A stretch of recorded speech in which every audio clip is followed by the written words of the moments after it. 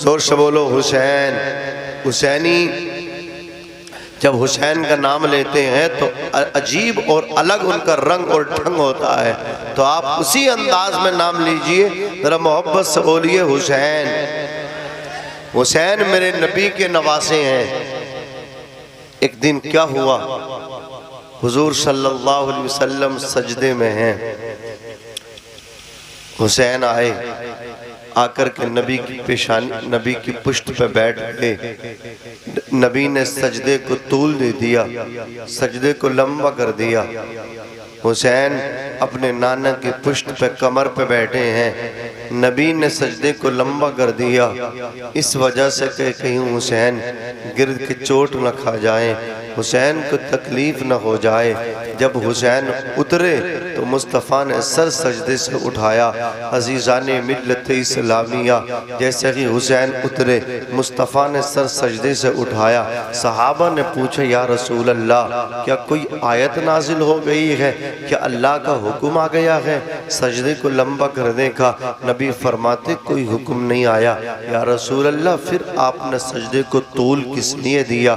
नबी फरमाते हैं, ऐ मेरे सहाबा, मेरा नवासा हुसैन मेरी पुष्ट पे आकर के बैठ गया था। मैंने इस वजह से सजदे को लंबा कर दिया था कि अगर मैं सजदे को उठाऊंगा कहीं मेरा हुसैन गिर न जाए। अब मैं आपसे पूछना चाहता हूँ, नबी के ये जो नवासे हैं, अल्लाह अकबर, हुसैन जो है ये नबी के नवासे हैं। और जब नवासे हैं, मेरे नबी के उम्मती भी हैं। वो लोग उम्मती हैं कि नहीं है? एक तरफ नबी के उम्मती भी हैं, नबी के नवासे भी हैं। नबी की बेटी सैयदा फातिमा के ये बेटे हैं, हुजूर की बेटी के बेटे हैं, हुजूर के नवासे हुए, लेकिन हुजूर के उम्मती भी हैं। अब जरा आप बताइएगा, जब एक अल्लाह अकबर नबी को उम्मती का ख्याल आए तो नमाज नहीं टूटती है। अगर हम उम्मती को नबी का ख्याल आए तो नमाज कैसे टूट सकती है? बात समझ में आ रही है?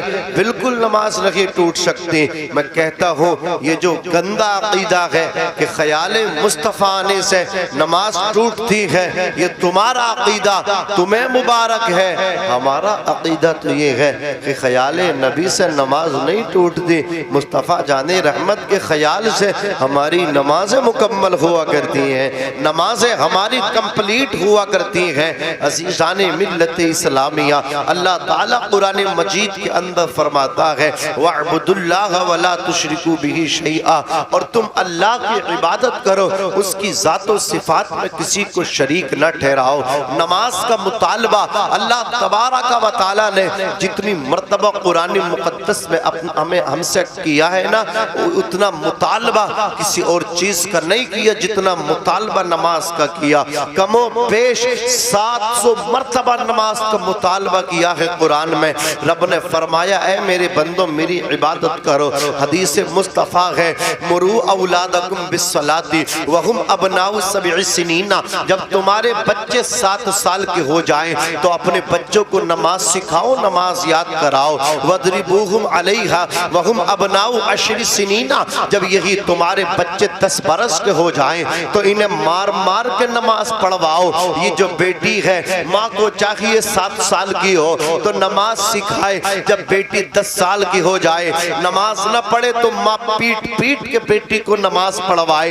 यही बेटा जब 7 साल का हो, बाप को चाहिए लाड से, प्यार से, मोहब्बत में बच्चे को अल्लाह अकबर नमाज सिखाए। लेकिन जब बच्चा 10 साल को किरोस कर जाए, बच्चा 10 साल में पहुंच जाए तो अब प्यार न दिखाए बल्कि गुस्सा हो करके नमाज पढ़वाए। ज़राबा यज़रिबू की गर्दान करे अपने बच्चे पे, तादीबी कार्रवाई करे, पीट कर नमाज पढ़वाए, लेकिन नमाज पढ़वाए वो इसलिए कि उलमा फरमाते हैं ये जो बेटी होती है ये 9 साल की उम्र में बालिगा हो जाती है, जो शरीयत के अहकाम है इसकी तरफ मुतवज्जे हो जाते हैं। यानी 9 साल से पहले ये जो बेटी नमाज पढ़ती है इसका सवाब उसकी माँ को मिला करता है, उसके बाप को मिला करता है। और ये जो बच्चा होता है ये 12 साल की उम्र में बालिग हो जाता है। 12 साल से पहले ये जो बच्चा नाबालिग की उम्र में होता है, जब जब ये नेक काम करता है, ये बच्चा कुरान पढ़ता है, ये बच्चा सजदे करता है, ये बच्चा सुभान अल्लाह कहता है, ये बच्चा नाबालिग अल्हम्दुलिल्लाह कहता है, नाबालिग बच्चा अल्लाह अकबर कहता है। जब जब ये नेक काम करता है, हुजूर की महफिल में आकर के बैठता है, दुरूद शरीफ पढ़ता है, सुभान अल्लाह कहता है, अल्हम्दुलिल्लाह कहता है, आका की बारगाह में सुभान अल्लाह का नजराना पेश करता है, कहता है ये सुभान अल्लाह, लेकिन सवाब इसके माँ बाप को मिला करता है। तो मेरे आका सल्लल्लाहु अलैहि वसल्लम फरमाते हैं, जब बेटी नाबालिग हो, बेटा नाबालिग हो, तो इन्हें प्यार प्यार से, मोहब्बत से नमाज याद करके नमाज सिखा दो।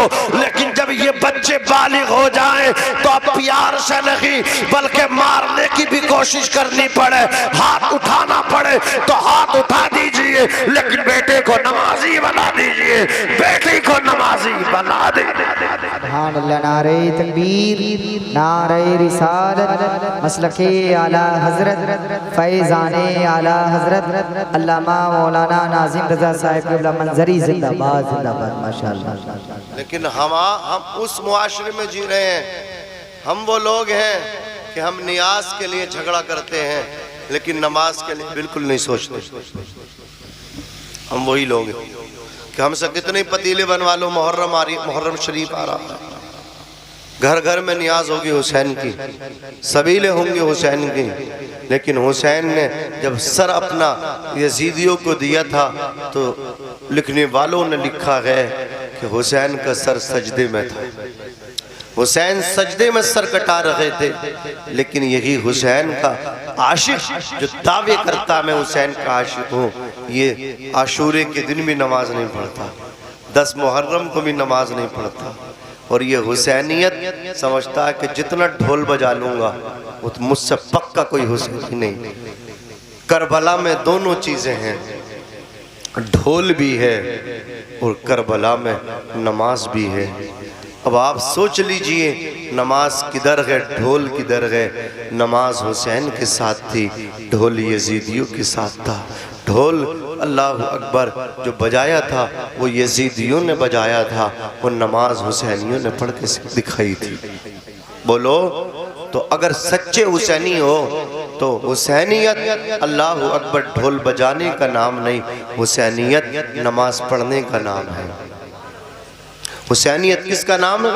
बोलो ना, नमाज पढ़ने का नाम है, कुरान पढ़ने का नाम है।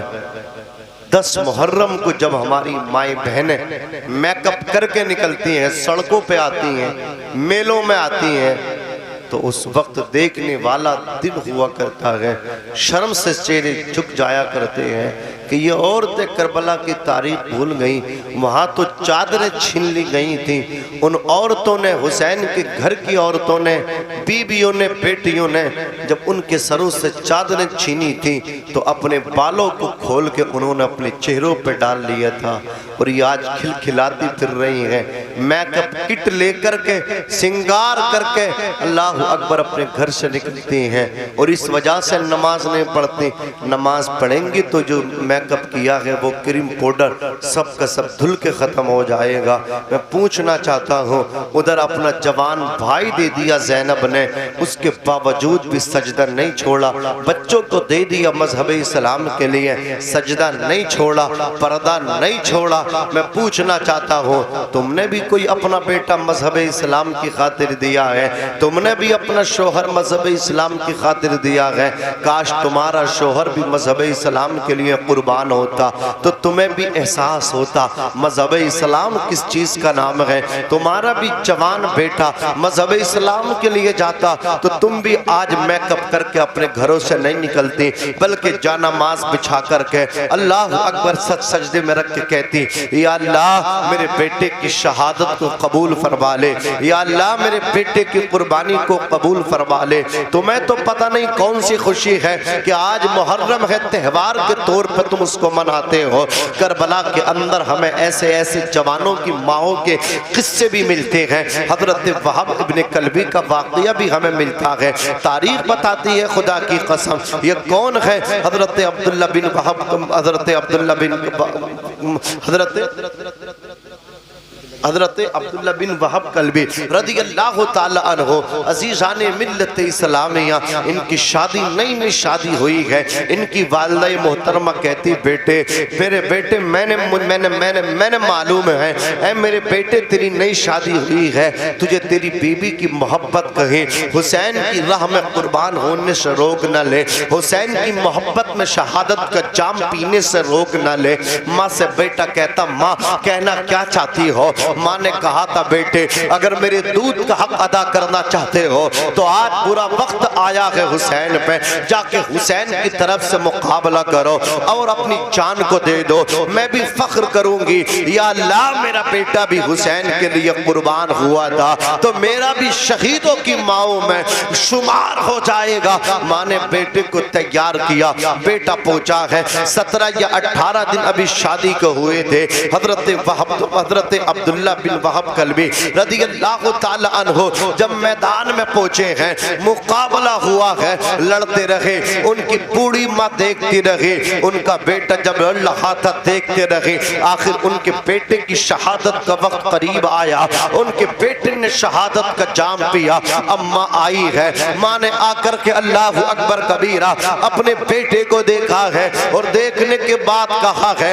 मैं अल्लाह अकबर कामयाब हो गई, मेरा बेटा कामयाब हो गया। किसी ने कहा था तेरा बेटा खाको खून में खलता है, तेरा बेटा करबला की जमीन पे तड़प के शहादत का जाम नोश कर गया है, तो इसको कामयाबी का नाम देती है। माँ ने कहा था हाँ मैं इसी को कामयाबी का नाम देती हूँ। कल जब मैदान महशर में शहीदों की माओं को पुकारा जाएगा तो मुझे महरूम नहीं किया जाएगा, मुझे भी बुलाया जाएगा, मुझे भी बुलाया जाएगा, मुझे महरूम नहीं किया जाएगा। अज़ीज़ाने मिल्लत इस्लामिया रूह को समझे मजहब इस्लाम की, मजहब इस्लाम तुमसे कुर्बानी मांगता है, कुर्बानी दे दीजिए अपने वक्त की। 5 टाइम की तो कुर्बानी मांगता 24 घंटे में, मुश्किल से आधा घंटा आप दे दीजिए अल्लाह की इबादत के लिए। नमाज पंजगाना को पाबंदी के साथ आप अदा कर लीजिए। किसी ने कहा था कामयाबी अगर चाहते हो तो नमाज पढ़ो, बगैर इसके कामयाबी ऊंचा बोलो मिल ही नहीं सकती, मिल ही नहीं सकती। आपके घर में खुशहाली आ ही नहीं सकती।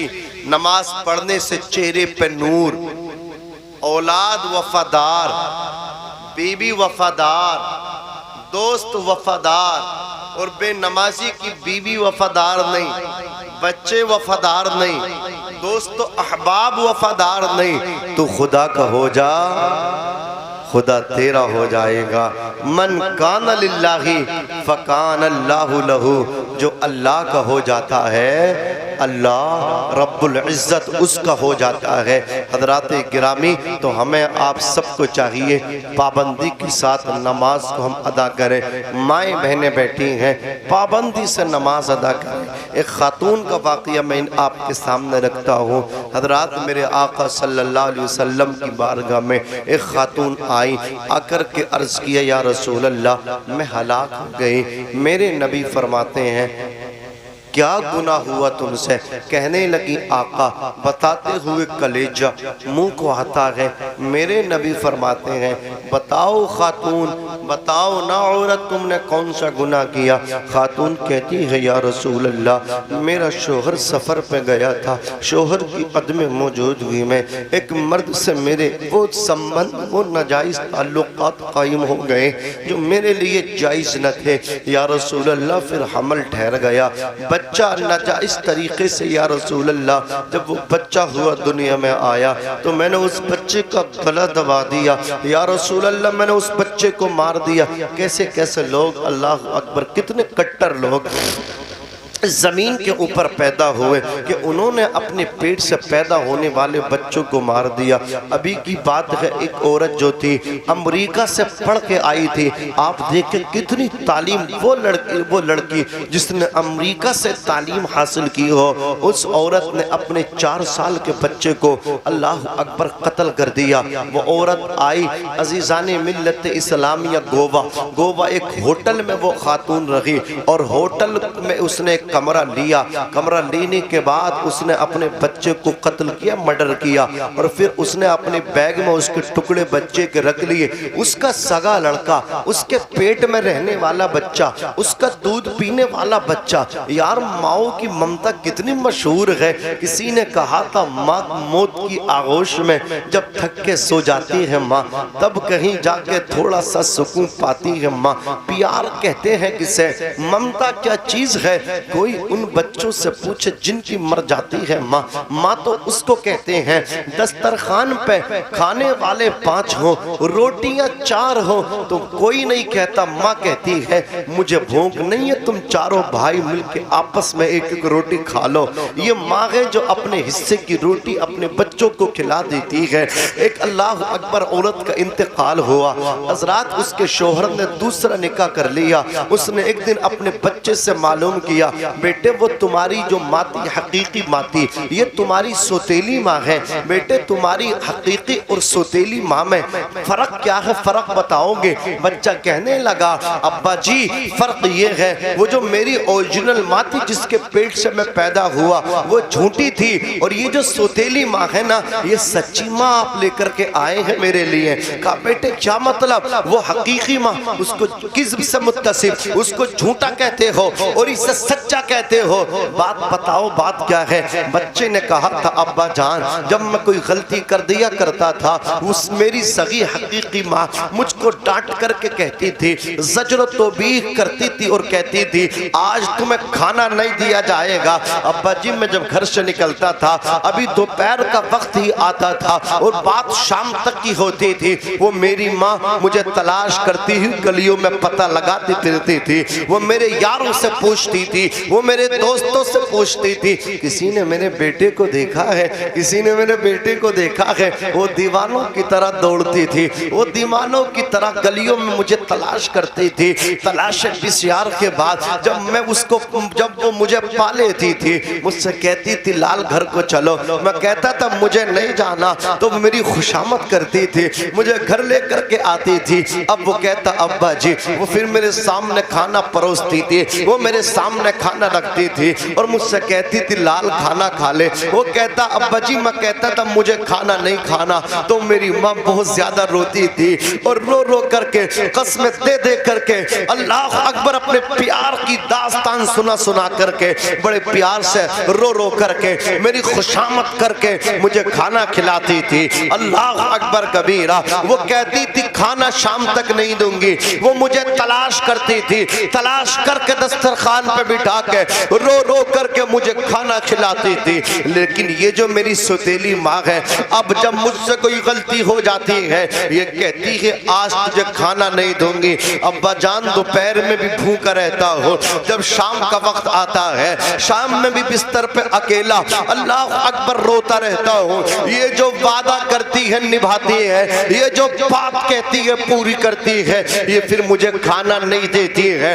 बाप ने रो करके सीने लगा करके बेटे से कहा था, बेटे वो जो तुम्हारी माँ थी ना, वो उसकी ममता थी, ममता।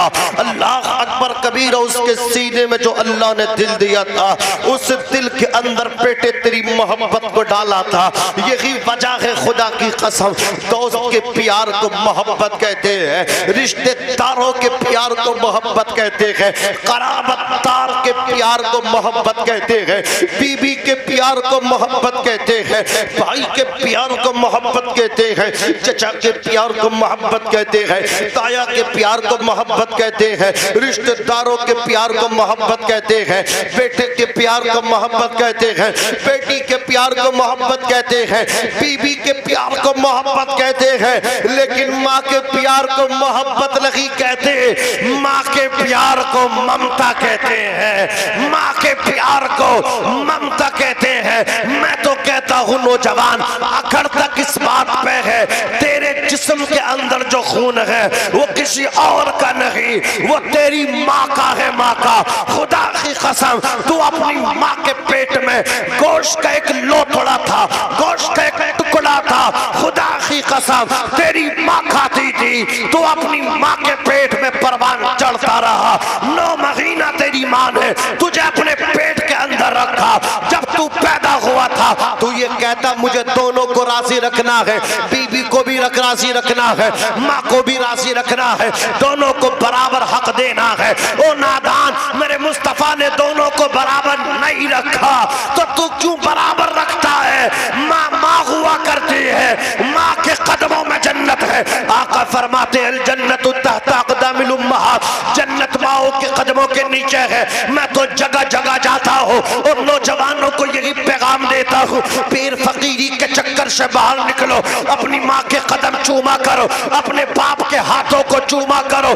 जिस दिन तू बाप के हाथ चूमेगा, माँ के कदमों को चूमेगा तो कामयाबी तेरे कदम चूमेगी। मुनव्वर राना ने कहा था हमारे कुछ गुनाहों की सजा भी साथ चलती है, अब हम तन्हा नहीं चलते, दवा भी साथ चलती है, अभी जिंदा है माँ मेरी, मुझे कुछ भी नहीं होगा, मैं जब घर से निकलता हूँ तो अभी साथ चलती है। नारे तकबीर, नारे रिसालत, नारे हैदरी, नारे गौसियत, मसलके आला हजरत। माशाअल्लाह माशाअल्लाह।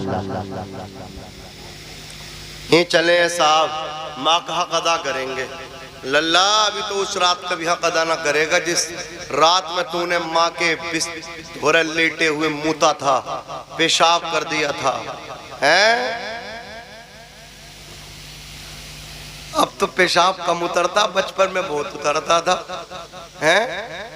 एक एक रात में 10-10 मरतबा मुता इसने। माँ कभी ना अलकस आई, हाँ, माँ ने कभी अलकस नहीं किया, माँ ने कभी मतलब बच्चे से नफरत नहीं की। समझ रहे हैं आप? माँ वो है जब पेशाब कर दिया तो माँ ने इसे सीने पे सुला लिया, ठंड न लग जाए, ठंड ना। तू माँ के उस रात का भी हक अदा नहीं कर सकता जिस रात में माँ गीले किए हुए बिस्तर पे सोई ही और तुझे अपने सीने पे सुलाया था, तो उस रात का भी हक अदा नहीं कर सकता। कितने ऐसे लोग हैं जो माँ की नाफरमानी की वजह से जहन्नम में जाएंगे, कितने ऐसे लोग हैं जो बाप को रुलाने की वजह से जहन्नम में जाएंगे। कितने रुला रहे हैं यार, सुबह शाम बाप को रुला रहे हैं, सुबह शाम बाप की बुराई कर रहे हैं, सुबह शाम बाप की मुखालफत कर रहे हैं। बाप की विचारधारा अलग, इसकी विचारधारा अलग। ये कह रिया बाप तुमने तो कुछ नहीं किया, तुमने कुछ नहीं किया। अरे नादान, जो बाप ने किया है ना, जब तू करेगा अपनी औलाद के लिए तुझे पता चलेगा तेरे बाबा ने तेरे लिए कितना किया है। खुदा कसम, वो तेरा बाप है, तुझे ऊंचा देखने के लिए खुद नीचा हुआ, वो तेरा बाप है, तुझे बड़ा देखने के लिए खुद छोटा बना। लेकिन आज जब तू बड़ा बना है यार, तूने बाप को छोटा कर दिया। आज जब तू ऊंचा बना है, तूने बाप को नीचा कर दिया। कभी खुशहाल होकर नहीं बैठ सकता, कभी सुकून से नहीं बैठ सकता बाप को धक्के दे करके, कभी इत्मीनान से नहीं बैठ सकता, कभी जिंदगी में तू सेटिस्फाई हो नहीं सकता अगर तूने बाप को घर से धक्के दे करके निकाला। मेरे यार, बाप घर से धक्के दे करके निकालने की चीज नहीं है, बाप तो खिदमत करने की चीज है। पूरी जिंदगी लगा दे अपने बाप की खिदमत में, पूरी जिंदगी लगा दे अपनी माँ की खिदमत में। मेरे नबी फरमाते हैं जिसने अपने माँ बाप को बुढ़ापे में पाके उनकी नाफरमानी नहीं, उनकी खिदमत नहीं की, वो जहन्नम में जाएगा। और जिसने इनकी खिदमत कर ली वो जहन्नम में नहीं जन्नत में जाएगा। कहाँ जाएगा बोलो? वो जन्नत में जाएगा, जन्नत में जाएगा।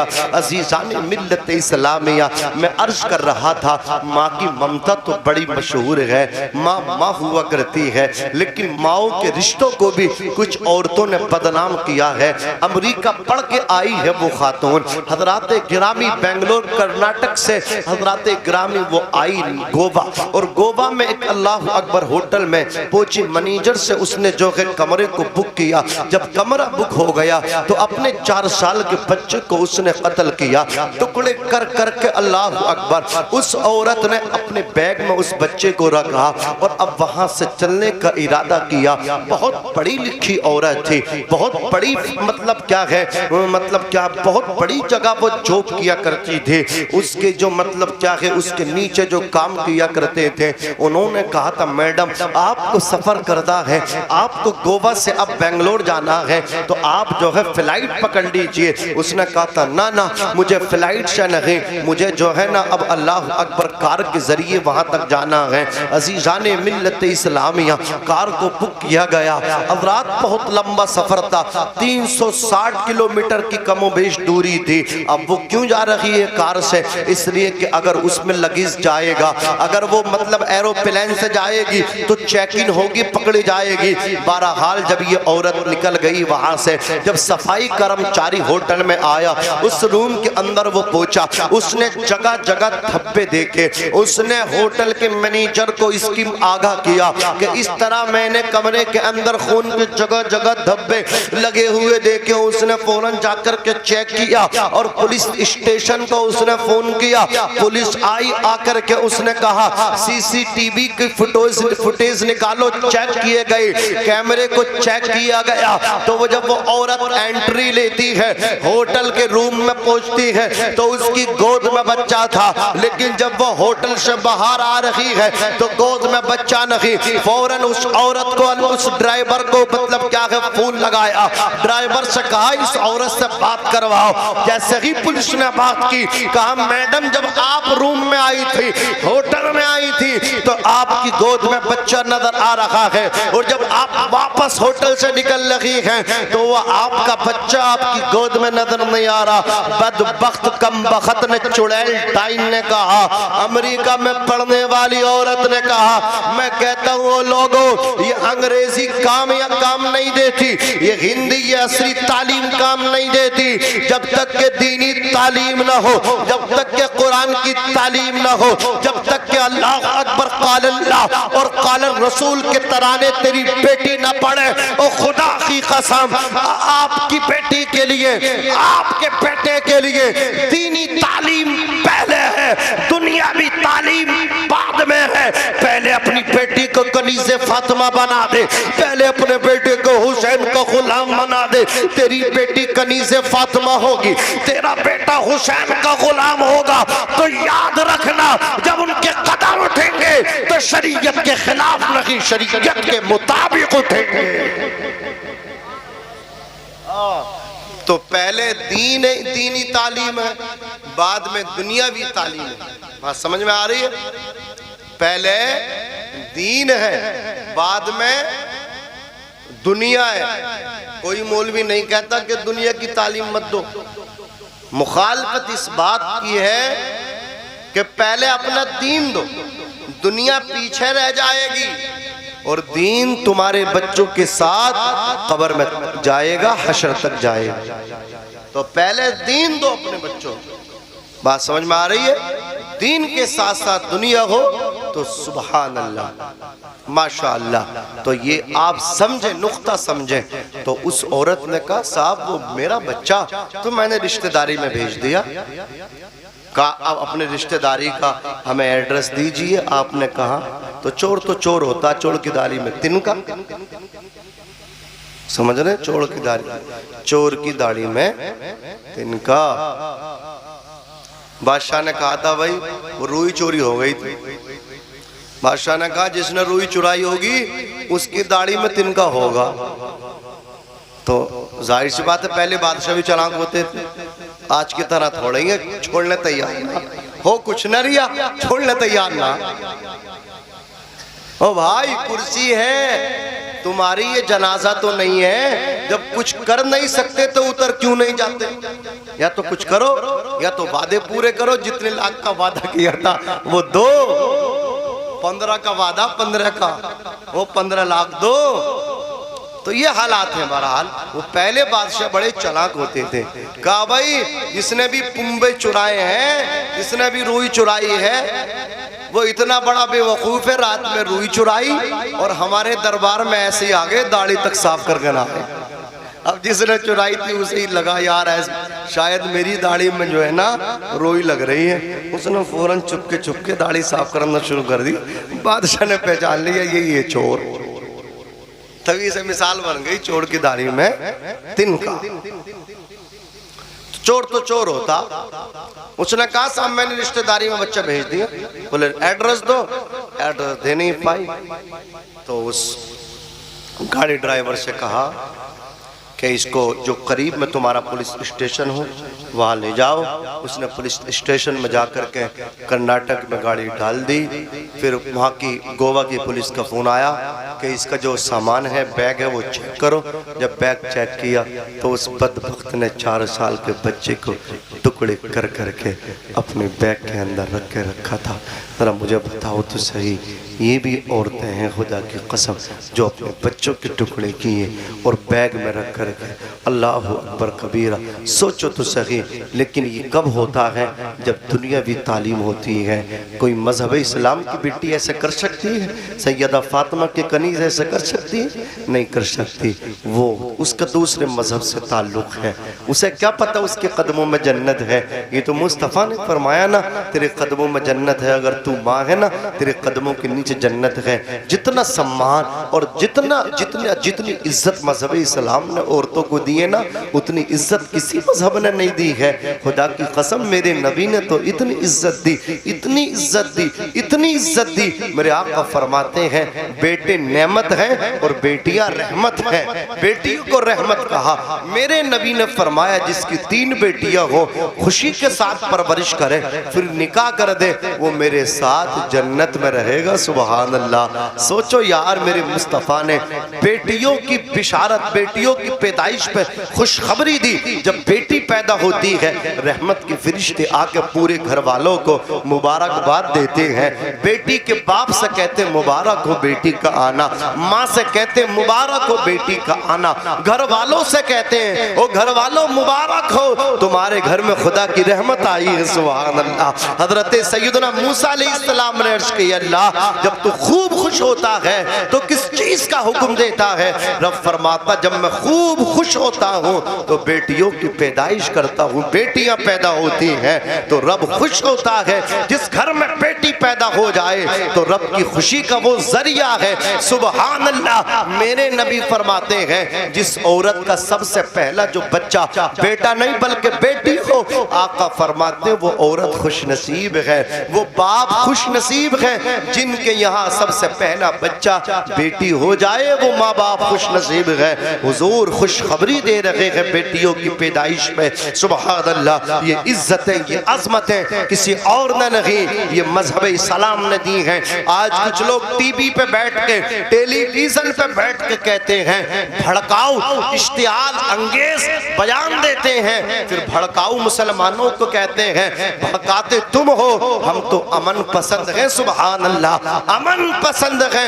ये कहते मजहब इस्लाम ने औरतों को 4 दीवारी के अंदर मुक़य्यद कैद कर दिया, इन्हें पर्दा दिया है। मैं पूछना चाहता हूँ खुदा की कसम, औरत की इज्जत पर्दे में है या पर्दे में नहीं? तो आप सबका जवाब होगा औरत की इज्जत पर्दे में है। औरत की इज्जत बोलो पर्दे में है। औरत की इज्जत पर्दे में है।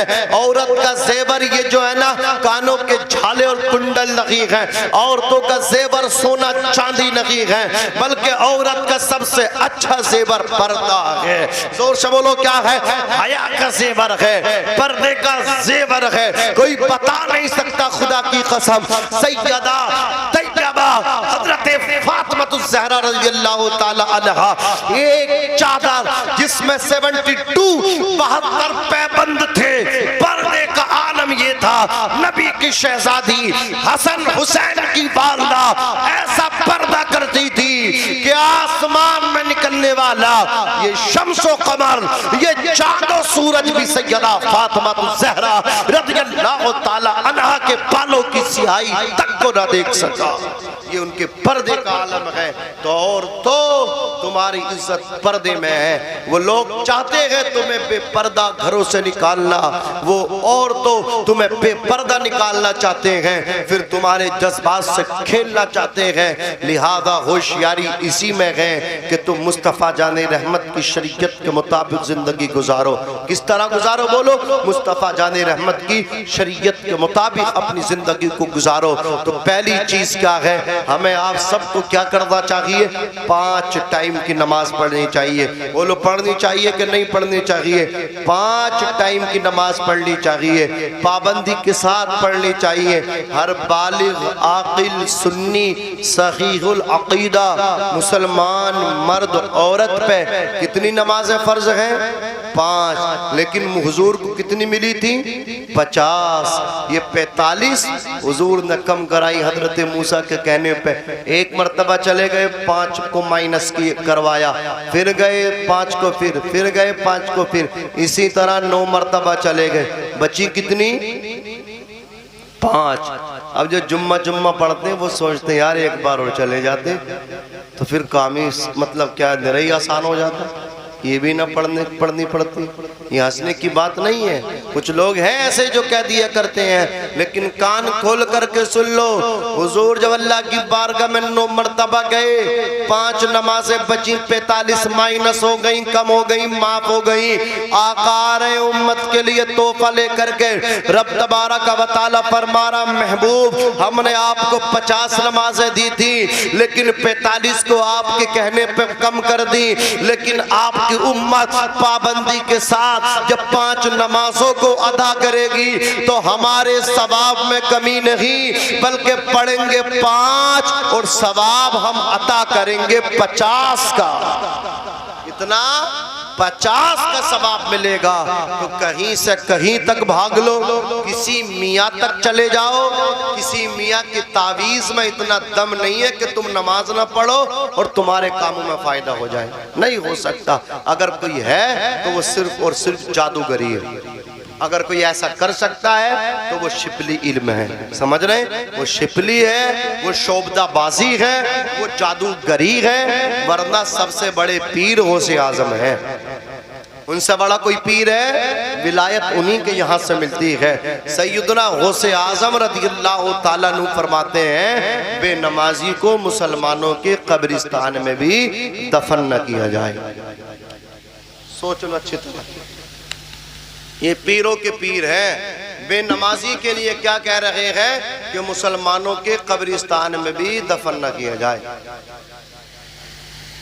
सुल्तान बाहू फरमा रहे, बेनमाजी से खिंजीर पना मांगता है। शेख सादी शिराजी फरमाते हैं कि बेनमाजी को कर्जा ना दो। जो खुदा का कर्जा अदा नहीं करता वो तुम्हारा कर्जा कैसे लौटाएगा? इमाम मालिक इरशाद फरमाते, बेनमाजी का मजहब इस्लाम में कोई हिस्सा नहीं है,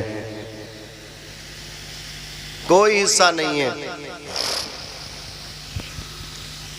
और इमाम आजम अबू हनीफा इरशाद फरमाते, बादशाह इस्लाम बेनमाजी को गिरफ्तार कराए, अरेस्ट कराए, जेल में डाल, जब तक ताइब ना हो, तौबा ना करे, उसको जमानत ना दे। यानी कहीं से कहीं तक कोई गुंजाइश नहीं है बेनमाजी को मजहब इस्लाम में। कामयाबी तरक्की चाहते हो तो अपने आप को नमाज के लिए तैयार कर लो।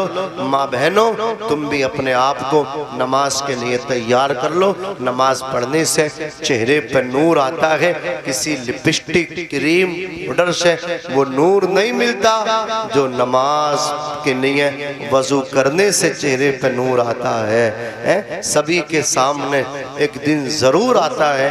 ये हुस्न फानी है, चूंकर गुरूर आता है। किसी क्रीम पाउडर से कुछ नहीं होता, नमाज पढ़ने से चेहरे पे नूर आता है। कितनी ऐसी क्रीम और पाउडर है जिसमें खिंजीर की चर्बी को अल्लाहु अकबर शामिल किया जा रहा है, यानी उस चर्बी से उसको बनाया जा रहा है। कितने लिपस्टिक ऐसी हैं कि उसमें उसकी चर्बी को शामिल किया जा रहा है, फिर वो होठों पे लग रही है। तो मैं कहना चाहता हूँ सबसे अच्छा हुस्न वो है जो आप नमाज के लिए वजू जब करते हैं आपका चेहरा धुलता है, आपके हाथ धुलते हैं, और दुनिया का फायदा ये चमकेंगे, और आखिरत का फायदा ये है हुजूर की उम्मत को वजू से पहचाना जाएगा। आज़ाए वजू जो है, हाथ पैर चेहरा, ये सब के सब मैदान महशर में चमकते हुए नजर आएंगे। मेरे नबी ने फरमाया मेरी उम्मत को वजू से पहचान लिया जाएगा। जो वजू में उनके आज़ा धुलते हैं, आज़ाए वजू से उनको पहचाना जाएगा, आज़ाए वजू उनके चमकते होंगे। तो लिहाजा अपने आप को तैयार कर लो नमाज के लिए। अल्लाह ताला कुरान मुक़द्दस में इरशाद फरमाता है वअब्दुल्लाह वला तुश्रिकू बिही शैआ, और तुम अल्लाह की इबादत करो, उसकी ज़ातो सिफ़ात में किसी को शरीक न ठहराओ। वबिल वालिदैन एहसाना, अपने बाप के साथ हुस्न सलूक करो, अपनी माँ के साथ हुस्न सलूक करो। लिहाजा मैं भी तौबा करता हूँ, आप भी तौबा कीजिए। अस्तगफिरुल्लाह रब्बी मिन कुल्ली ज़ंबिन व अतूबु इलैहि। बुलंद आवाज़ से कलमा शरीफ पढ़िए, ला इलाहा इल्लल्लाह मुहम्मदुर रसूलुल्लाह सल्लल्लाहु अलैहि वसल्लम। शाहस्त हुसैन, बादशाहस्त हुसैन, दी नस्त हुसैन, दी पनाह हस्त हुसैन, सरदाद नदाद दस्त दर दस्त यजीद, हक्का के बिनाए ला इलाहा हुसैन। हुसैन का महीना आ रहा मुहर्रम का, ताजिया दारों से मैं कहना चाहता हूँ हुसैन के नाम पे ताजिया बना के जबरदस्ती जो चंदा लेते हैं, किसी को परेशान मत करना, जो खुशी से दे खुदा की कसम। हुसैन ने नहीं कहा मेरा नाम लेके किसी को परेशान करना, अल्लाह अकबर कबीरा, उनका नाम लेकर के गुंडागर्दी करना, ढोल ताशे बजाना। हुसैन से अगर सच्ची मोहब्बत है सुन्नी हो तुम्हें तो कुरान ख़्वानी करना, नमाज़ें पढ़ना, सजदे करना। हुसैन ने यही मैसेज दिया था, न मस्जिद में न बैतुल्लाह की दीवारों के साए में नमाज़े इश्क अदा होती है, तलवारों के साए में दश्ते बला को अर्श का सीना बना दिया, जंगल को मुस्तफ़ा का मदीना बना दिया। अज़ीज़ान मिल्लत इस्लामिया एक मर्तबा और पढ़िए, ला इलाहा इल्लल्लाह मुहम्मदुर रसूलुल्लाह सल्लल्लाहु अलैहि वसल्लम, वमा अलैना।